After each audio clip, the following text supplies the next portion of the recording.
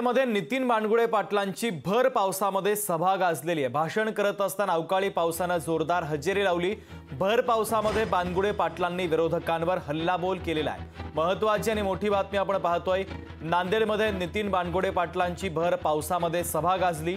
भाषण करत असताना अवकाळी पावसाने अचानक हजेरी लावली, तर भर पावसात बानगुडे पाटलांनी विरोधकांवर हल्लाबोल केलेला आहे। हिंगोली लोकसभेचे महाविकास आघाडीचे उमेदवार नागेश पाटील आष्टीकर यांच्या प्रचारासाठी नांदेडच्या हिमायतनगर परिसरामध्ये प्राध्यापक नितीन बानगुडे पाटील यांची सभा आयोजित करण्यात आली होती।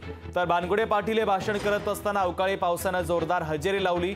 पाऊस सुरू असताना बानगुडे पाटलांनी आपलं भाषण सुरूच ठेवलं, तर पावसामध्ये बानगुडे पाटलांनी विरोधकांवर जोरदार हल्लाबोल केला।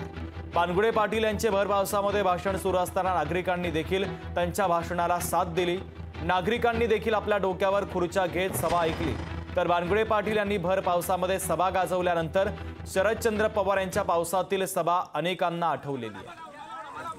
तर ही दृश्य देखील आपण पाहतोय। नितीन बानगुडे पाटलांच्या सभेमध्ये अचानक पाऊस आला, मात्र तरी देखील त्यांनी आपलं भाषण सुरू ठेवलं।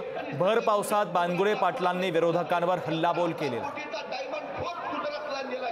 आम्हाला कधीतरी प्रश्न पडला पाहिजे, हिंगोली जिल्ह्यामध्ये गेल्या 10 वर्षांमध्ये किती नवे उद्योग आले, किती तरुणांना इतर रोजगार मिळाला, सिंचन योजना इतर पूर्णत्वाला गेल्या का? साठी लागणाऱ्या एकाही वस्तूवर टॅक्स नव्हता, पण आता शेतीसाठी लागणाऱ्या प्रत्येक वस्तूवर 18% जीएसटी लावलाय। म्हणजे तुमच्या खिशातून लाख रुपये काढायचे आणि किसान सन्मान निधी म्हणून तुम्हाला 6000 रुपये द्यायचे, याची सगळ्यात मोठी पद्धत आहे। आम्ही कधीतरी या सगळ्या गोष्टींचा पदावरून केले आणि सगळे उद्योग गुजरातला पळवले जाऊ लागले। 17,000 कोटीचा डायमंड फोर्ट गुजरातला नेला गेला।